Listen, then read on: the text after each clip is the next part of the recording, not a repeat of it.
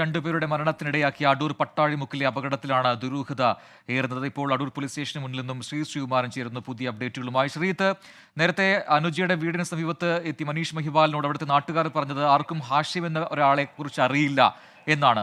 അനുജയുടെ സുഹൃത്താണെന്ന് മാത്രം ഇപ്പോൾ പറഞ്ഞു കേൾക്കുന്നു. പക്ഷേ കൂടുതൽ വിവരങ്ങൾ നാട്ടുകാർക്കൊന്നും അറിയില്ല. അപ്പോൾ എന്താണ്, എങ്ങനെയാണ് എന്നതിനെക്കുറിച്ച് ഒരു വ്യക്തത അത് എപ്പോൾ കിട്ടും? ഈ ഫോൺ കോളുകൾ കേന്ദ്രീകരിച്ചൊക്കെ പോലീസിന്റെ അന്വേഷണം തുടങ്ങിക്കഴിഞ്ഞിട്ടുണ്ടോ?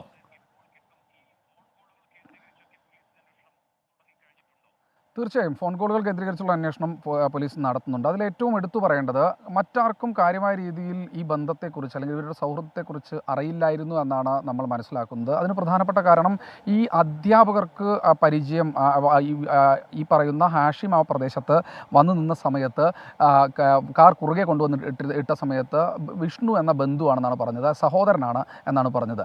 അപ്പോൾ സഹോദരനായി കൃത്യമായി അറിയുന്നത് മറ്റൊരാളെയാണ്. അപ്പോഴാണ് സംശയം തോന്നി. താടിയെല്ലാം വെച്ചിട്ടുണ്ട് എന്ന് കണ്ടപ്പോൾ തന്നെ സംശയം തോന്നി. ഉടൻ തന്നെ ബന്ധുക്കളെ വിവരം അറിയിക്കുകയായിരുന്നു. അതിനർത്ഥം നേരത്തെ നാട്ടുകാർ പറഞ്ഞതുപോലെ തന്നെ കൃത്യമാണ്. ഈ പറയുന്നത് പോലെ വിഷ്ണു എന്നൊരു പേരുള്ള ഒരു സുഹൃത്തിനെ അല്ലെങ്കിൽ ഒരു ബന്ധുവിനെ അവർക്കാർക്കും അറിയില്ല. അതായത് മറ്റു തരത്തിലുള്ള ബന്ധങ്ങളിൽ, അതായത് ഇവർ തമ്മിലുള്ള സൗഹൃദം ഇവരിൽ മാത്രം ഒതുങ്ങി നിൽക്കുകയായിരുന്നു. മറ്റ് കാര്യമായി പുറത്തേക്ക് ആളുകൾക്ക് അറിയില്ലായിരുന്നു എന്ന് തന്നെയാണ് മനസ്സിലാക്കുന്നത്. അതിനിടയിൽ അധ്യാപകർ നൽകിയിരിക്കുന്ന നിർണായകമായ മൊഴി, ഇടയ്ക്കിടെ ഫോൺ കോളുകൾ വരുന്നുണ്ടായിരുന്നു.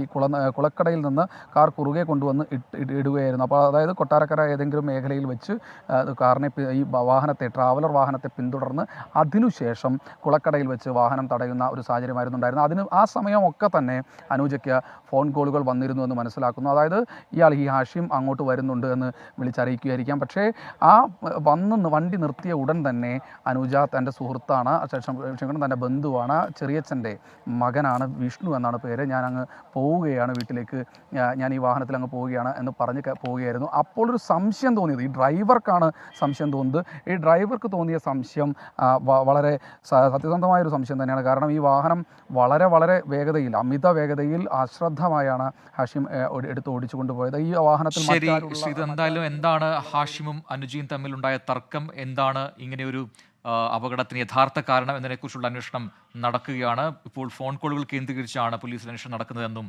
ഏറ്റവും പുതിയ അപ്ഡേറ്റുകൾ വരുന്നു.